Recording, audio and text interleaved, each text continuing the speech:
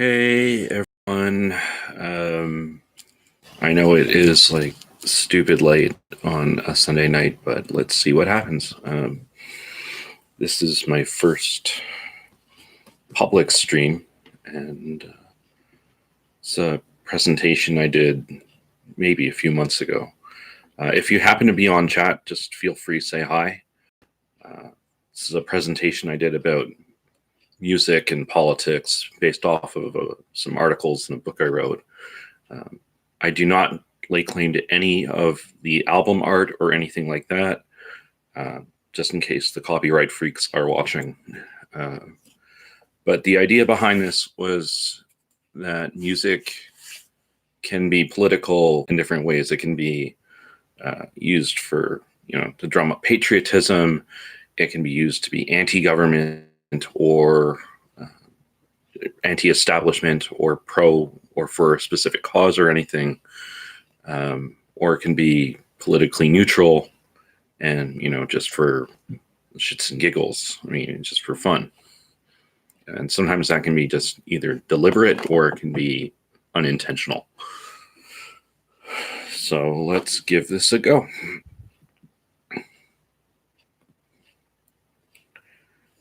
So first, let's talk about what it means to be political. Political could mean of, relating to, or concerned with politics, such as political writers. Of, relating to, or connected with a political party, such as a political campaign. Exercising or seeking power in the governmental or public affairs of a state, municipality, etc., such as a political machine or a political boss. If you happen to be on, just feel free to say hi and chat. I'm just testing this out using for just some cable configurations I'm doing for another project. Or it could mean of, relating to, or involving the state or its government, such as a political offense.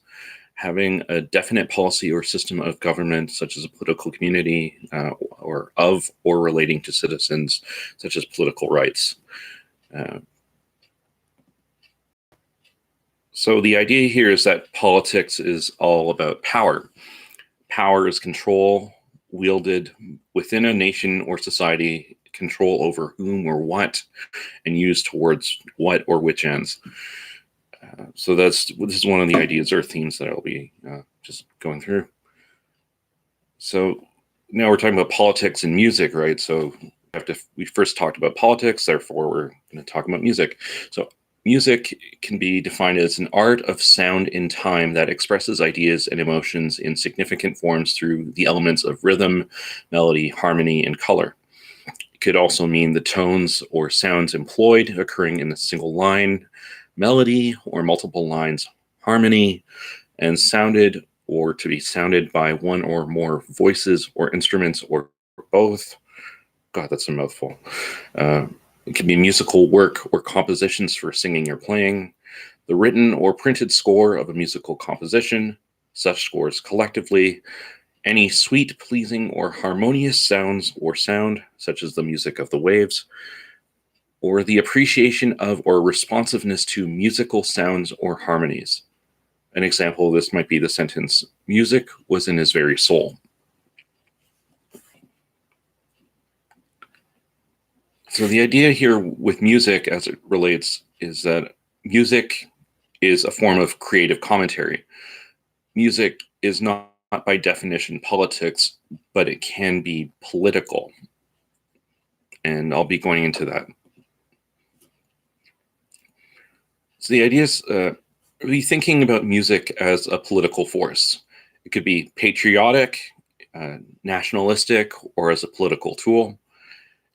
It could have activist, dissident, or anti-authority tendencies or aims, or it could be politically neutral, private, or pure entertainment. This is sort of where the presentation comes from: patriots, dissidents, and entertainers. So we'll start off with music as politics, or patriots. So on that first image you see is an old wartime song. I think this is during the First World War, for November, This is about the armistice and stuff in France. This is the second image is kind of a take on the keep on and carry on thing said in Britain, but listen to the Red Army Choir. I had family who were Russian, and they were actually a huge fan of that. And the third one is a political cartoon or editorial cartoon about Clear Channel Communications and their censorship and issues during the Second Gulf War under George W. Bush. And we'll get into that a little bit later. So when we think about patriotic music, we think about things like national anthems, for example. They help to create a sense of national identity. They're typically very carefully crafted, cultivated, and changed depending on the alignment between political and cultural norms. The first example would be Russia. It's got the same melody as the state anthem of the Soviet Union. If you've ever seen The Hunt for Red October, that's the song they sing in the submarine. The lyrics were abandoned in 1990, post-collapse of the USSR, although the melody was kept. And new lyrics were commissioned by Vladimir Putin in 2000 with the aim to inspire Russian nationalism. So this is the idea that, Putin wanted to get people behind the new Russia as opposed to the old Russia, while still keeping the old Russia as the USSR. Maybe he has something to say. He should have got the Beatles or Paul McCartney to write it. Maybe that would have been better. Who knows? Another example is France. La Marseillaise, written in 1792, has been adopted and reaffirmed since 1870. The themes around it are revolutionary action, freedom, patriotism, fight against tyranny and invasion. So all those things that people were yelling and fighting about and printing pamphlets on about were, during the French Revolution, all these things are sort of reaffirmed through their continued use of this very old song. And the last example, the USA. What can you say about Americans? The Star Spangled Banner is sung pretty much every opportunity they get, at sports events, at political events, at, every event. I haven't seen an American without a flag. And in case you're wondering, I'm Canadian. We practice a very different, more subdued brand of patriotism that pales in comparison. So then we get to patriotic music. You can also substitute patriotic for nationalistic. It depends on how you draw those lines, but in this case, I'm referring to propaganda. So in Nazi Germany and Hitler, of course we have to bring it up, but he had a fondness for Wagner, and that was also characteristic of their architecture. So it was big, powerful, militaristic. It's the same thing with their fondness for brutalistic architecture. Propaganda music tends to be pro-war or military effort songs. This is an example. During World War I, World War II, to aid in recruitment of soldiers, selling war bonds, to help people get through hardship and to demonize the enemy. The Soviet Red Army Choir and their use of partisan political or military ceremonies. You see this everywhere where they do military parades. It's a big exercise in wrapping the nation in a flag and try to present a kind of unified message that revolves around, bigger themes. It's bigger than the individual. It's about the nation and power and all that kind of fun stuff. It's used to bolster nationalism and also to antagonize perceived enemies. You see that especially in despotic regimes like North Korea and Iran. That's kind of a fun thing. With the United States, it's something that we're kind of familiar with. Lee Greenwood's song "God Bless America" has been extensively used by the Republican Party to create the perception and or myth that Republicans are pro-America while Democrats are inadequately patriotic. This was kind of seen also as a media ploy during the George W. Bush years, where it was like, if you disagree with us, therefore you must hate America or you're not patriotic enough. And that can be actually a fairly convincing argument, even though it's not necessarily a very rational one. And pointing to war critics as people who don't, quote, support the troops to personalize attacks and deflect against legitimate concerns such as those based on fiscal or military policy grounds. Again, we were seeing during the war in Iraq, or at least the lead up to it, and afterwards, about it's like, oh my God, we're going to be spending like $1 trillion in these war-torn countries, or soon-to-be war-torn countries, and how are we going to pay for this war? Or is this really a wise use of our military? Should we be doing something based on diplomatic strategies, perhaps? Who knows? So it's an emotional argument as opposed to a rational argument, and it's meant to deflect. Another example of patriotic music is the DPRK, or North Korea, where music is tightly controlled and is either instrumental only or lyrically about the Kim family cult of personality, and or otherwise approved by the Kim regime. You will definitely not be seeing bands like Rage Against the Machine, System of a Down, or the Dead Kennedys in North Korea. And so when it comes to patriotic music, we think often about things like music censorship. So that can take many forms, such as the controls on language or lyrical content. A common example here in Canada, for example, is the forbidding use of swear words, or muffling out of song swear words or curses during certain hours of the day on public radio. So like you may be able to get away with it after, say, I don't know, 10 p.m. through till like 5 a.m. or something like that, where they don't necessarily censor it nearly as bad as they would during daytime where people are at work or at school. And it's just a form of enforcing cultural norms. The broadcasting of certain songs or artists, the BBC was famous of this, which we'll be going into this, permitting only certain types of music to be played, rules based on religious or moral grounds, or limiting or discouraging artists from political speech. It's kind of funny. I was thinking about this. I went to Walmart once in the States, and I was buying this. This was back in like the early 2000s, and I bought this Eve 6 record. If you don't know who Eve 6 is, you're not missing out on too much. It was sort of this, pop punk band back then. And I went to this Walmart, and I brought the CD home, and I listened to it, and the damn thing's censored. The lyrics were censored. In Canada, you wouldn't find that.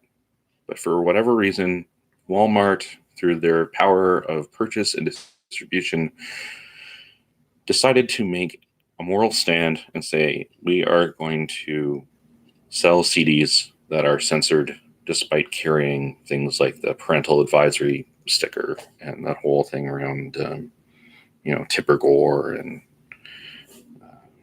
the PMRC stuff back then. That was interesting. Anyway, so when we get back to the UK rather, jolly old England, we get to this era in the 1960s where pirate radio. If you haven't seen that movie, by the way, Pirate Radio, it's awesome. It's got an amazeball soundtrack. They saw an upset in social norms, sexuality, raucous lyrics, and popular music, which the state-run BBC didn't really appreciate, although they often had bands like Jimi Hendrix on BBC Radio 1, which is kind of funny too. Also routinely banned the playing of pro-Irish Republican songs in Northern Ireland. And this was the whole thing about sort of settling or quelling unrest or political disagreement within what might be considered like an occupied territory, or where people don't necessarily get on with you. Another example is the Taliban. And this was something I found out about in this book I read, obviously called Music and Politics. It's more of an academic book, but it's pretty interesting. In case you're wondering, I'll post a link in the comments to it. It's pretty cool. So the Taliban, so one of their first acts upon coming to power in September of 1996, this was after the Soviet Union fell, was to ban the playing of all music upon penalty of imprisonment and punishment. This was heavily tied to the USSR's occupation era use of music as a tool to maintain its authority over Afghanistan, and less to do with religious associations. So, like Nazi Germany before them, and we talked about before with the USSR, they're really big on the whole thing around using music as a cultural weapon for both oppression and patriotism, and also projection of power.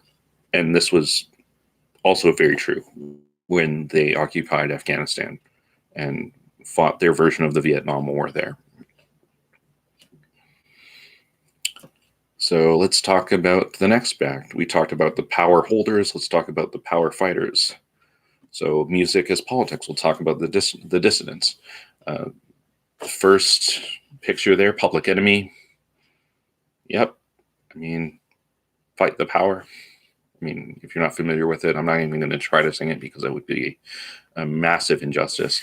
That song Ohio by Crosby, Stills, Nash and Young, about the shootings on the college campuses back there during the Vietnam War. And a rather funny viral video, A Very Stable Genius by Randy Rainbow, who's, how do we put this? He's very flamboyant and very witty.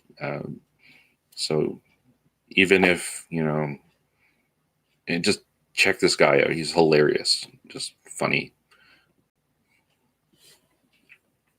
So when we talk about musical dissidents, we can think about music as a tool to promote political views on specific issues. For example, in anti-racism, that can be true of current musical issue-based music now too as well. But we're talking about civil rights era protest songs, gospel music, disco, funk era, hip hop. So we were thinking about, We Shall Overcome and some of the other, I guess, iconic songs that were used to sort of rally people around during times of hardship and quarrel against unjust power structures. And I'm not a social scientist by any stretch. I'm just totally this is a hobby for me. So just please don't freak. Everyone's cool. Another example is feminism. So the hippie flower power era, women's suffrage movement, when women were getting the right to vote, Riot Girl in the 80s and 90s, which I thought was really, really cool. I love female fronted punk bands and metal bands. They are amazeballs and they don't get enough credit. One of my favorite bands of all time actually is this band called L7, which if you actually put your fingers in the form of an L and a 7, it creates a square. And that's what it's about. It's kind of a diss right there. And they're still making music, actually. It's pretty cool stuff. Lilith Fair and the growth of women singer-songwriters. So that was like Sarah McLachlan, Nora Jones, you get into later, Lisa Loeb, who else? Man, it's getting late. I'm forgetting. And then there's the LGBTQ plus stuff. So like the disco funk era where, there was the genre and gender bending stuff like Bowie and David Bowie and Freddie Mercury's song Under Pressure. People remember it partly because of the bass line and because MC Hammer stole it later. No, wait. That was Rick James. And it was Vanilla Ice who stole that one. Anyway, so that one's actually about gay men and the gay culture, and so being people literally being like crushed in society by that. So if you go back and read the lyrics to that song, it's not only just an amazing song, it's actually very powerful if you just read the lyrics as it is, and you'll sort of see the symbolism that they have there. The club and dance scene, I mean, not only drug, sex, and rock and roll, but I mean, there's other elements of that. You think of people like the Village People and disco and I don't know who else, Franz Ferdinand, They're another band that are, or the Scissor Sisters is another one that comes up to mind. Where there are definitely some like pro LGBTQ bands, even like Tegan and Sarah more recently. I mean, they're definitely known for some of the themes that they talk about. And on the other side, you have the pro-religion musical dissidents, so where religion becomes kind of outlawed or politically out of favor. So you get the Christian rock or metal hip hop bands. I don't know so much about hip hop, but one of my favorite Christian metal bands is not because they're Christian. I'm sort of religiously sort of on the sidelines, but they actually just make good music. It's this band called Skillet, and I heard them on some weird radio station in Peterborough or something at one point, and then later found out that they are like one of their major influences are the thrash bands from like Metallica, Anthrax, Slayer, the lot. Like the guy plays a 5-string bass and it's synth heavy, so some of it's like industrial stuff. Some influences there, and there's even some contemporary Islamic artists like Yusuf Islam, formerly known as Cat Stevens, which sort of helped promote sort of this whole peaceful Islam thing in the States. He was kind of a big deal with that and has been active in that community. And then one of the most famous parts of musical dissonance are the anti-war people. So popular dissent over the causes, motivations, length, or consequences of war. Often they're rebukes of specific political leaders, military policy, humanitarian disasters, the costs, issues like conscription or the draft, and other factors. During the Vietnam era, you had the aforementioned Crosby, Stills, Nash & Young song Ohio, Bob Dylan's Blowing in the Wind, Nina Simone's Backlash Blues, CCR's Fortunate Son, which is one of my favorite songs of all time, Edwin Starr's War, which you may remember from the Rush Hour movie. War. Yeah. What is it good for? Absolutely nothing.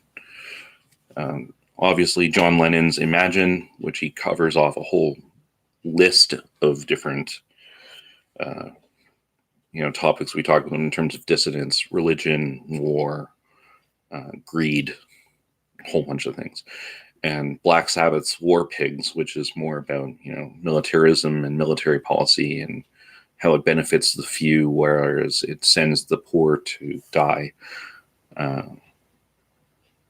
Which is also something like System of a Down talks about. But during the Gulf Wars, we talked about like with BYOB, Bring Your Own Bombs. During the Cold War, the Clash's Guns of Brixton, Sex Pistols, God Save the Queen, Nina Hagen's 99 Red Balloons, Iron Maiden's 2 Minutes to Midnight, Crazy Train, We Didn't Start the Fire, the free Nelson Mandela stuff. This is all about, nuclear policy, nuclear war. How is the world going to go to hell? Margaret Thatcher, Ronald Reagan, the Red Menace, all that stuff. It seemed like the world was going mad, and popular music was reflecting that. And then we get to, I guess, the two more recent Gulf Wars. I mean, we don't even touch the war in Afghanistan yet, but the wars in Iraq and Afghanistan. So we got like Jello Biafra's Die for Oil Suckers, Roger Waters' The Bravery of Being Out of Range, which is a thing about, airstrikes and how, it looks really safe when you're dropping a bomb from miles up in the air and you don't have to see the consequences of it except on camera. System of a Down's Bring Your Own Bar, BYOB, Rise Against song Hero of War, which is it's an interesting song. I would listen to that if I were you. I'd just hear it out. I'm not anti-troops, by the way. I have some friends who have been and are in the Canadian Forces, and they are fantastic. I support the military as a branch, and the people I know who have been in it are absolutely fantastic, and they love their country and everything. But you can still support the troops while not necessarily supporting the reason that they're being sent off to potentially die. So if you love the troops, you frankly want them to stay alive and have families and be awesome and do good things. Like the Army Corps of Engineers helping people out with the, hurricane stuff down in the Carolinas and the States, and the Coast Guard helping out the Bahamas right now. I mean, love the troops, but hopefully during peacetime. L7's Wargasm, Outcast B.O.B. Bomb. That's a really catchy song. I forgot about that. And White People for Peace, which talks about both just how useful and cathartic protest songs can be, but also their futility. So that's a really catchy song off of their album New Wave. So musical dissonance. So there's these things about attitudes. It could be like just generally anti-authority. Stick it to the man, or fuck the system. It can be general or specific to a political leader, like Reagan, Thatcher, Bush. Why are these all Republicans? In Canada, Justin Trudeau, maybe, who knows? Or his dad, definitely, for sure. They had songs definitely against Pierre. Themes are usually about rebellion, rebuking, discrediting, parodying, insulting, or undermining systems of authority or authority figures. It can be found in genres such as rock and heavy metal. Those are punk. Punk especially tends to be very political. Hip hop and folk as well. Folk can also be very political as well, and just kind of softly anti-authority, just with very biting words, but not necessarily heavy melodies. Punk tends to be more upfront and obnoxious about it. Generally can be seen from artists with leftist, political, or anarchist viewpoints. Examples, just in general, like NWA, Public Enemy, Pink Floyd, Sex Pistols, the Rolling Stones, Rage Against the Machine, who's basically their whole catalog is more or less anti-authority or anti-issue, or they're all about issues. Or No Doubt, when you're talking about like feminism, for example, which this would really fit well in like the Me Too era if it had been written a little bit later. Their song "Just a Girl," and how women are demeaned or under what's the word? Undermined or undercut. With George W. Bush, we had Pearl. Sorry, I'm still streaming. Just hang on. I'm streaming. Bye. That was awkward. Anyway, obviously I'm at home. And I live with people. So, yeah, good times. So, yeah, Pearl Jam's, Bush Leaguers, Bright Eyes, Green Day's American Idiot, which was famous. Neil Young did a song called Let's Impeach the President. He may have been a little too early on that one. The Dixie Chicks, who really got a career sucker punch from the country community when they decided to go against Mr. Bush II and Donald Trump. I mean, I'm waiting for the catalog to come out on that one. We got Franz Ferdinand, A Tribe Called Quest, Eminem, Randy Rainbow, who was that dude in the pirate hat earlier, Green Day, of course, L7, and Pussy Riot, who are those famous Russian punk band ladies who got jailed for their actions and beliefs in Russia. And so there we talk. Now we're talking about the entertainers. So we have over here the Backstreet Boys, Baby Metal, who's this really fun, hilarious, like just really out there metal band from Japan. Katy Perry, before she went all serious on it and was just, ripping off people's cultural identities and stuff. So artists can be politically neutral. They can be stuck with tough decisions whether to speak out or not on political issues. Sometimes it comes down to their label or management, i.e. money, and what is best for the artist's commercial viability. Like the Dixie Chicks, for example, would not have been recommended to make those comments that they did, or be ostracized by their community.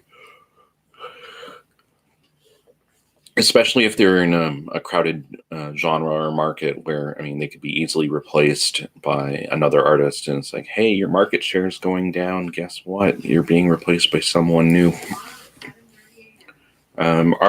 Artists will make the choice sometimes not to be politically active for any of a few reasons. Sometimes politics just isn't their thing.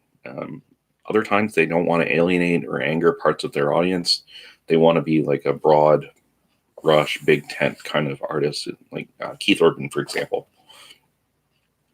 He doesn't really talk that much about politics and stuff because he just wants feel-good country music. And being Australian, I guess he doesn't want to get too deep into American stuff either. And they also don't want to face personal or commercial backlash, such as boycotts or social media attacks. People are vicious, absolutely vicious these days. And you don't necessarily want that. Sometimes artists just choose to be private. They just choose to keep their political views to themselves. Sometimes it's something deeply personal or risky, like sexual orientation. Say someone were to come out or, expose their privately held sexual orientation or something. This used to be much more of a big deal back in like the 50s or I guess prior to the 70s or 80s, when before, what's it called?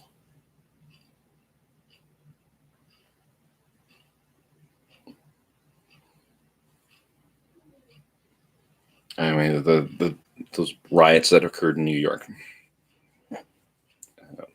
It's just late and my brain's freaking just not working in this way. Other times just because they don't openly write or compose with political themes in mind and they don't wish to invite criticism or unwanted analysis. Sometimes it's just like, I just want to write love songs for goodness sake. Like, don't mess with my good thing. I've got something good going here. Social media has made political conversations far less civil and more risky for public figures such as musicians or singers. Sometimes this is invited. Sometimes sometimes people they're itching for a fight. And other times people are just dicks and they just they just want to cause trouble. And other times just artists may not just have fully formed political opinions, which is cool. I don't know a whole lot about a lot of things.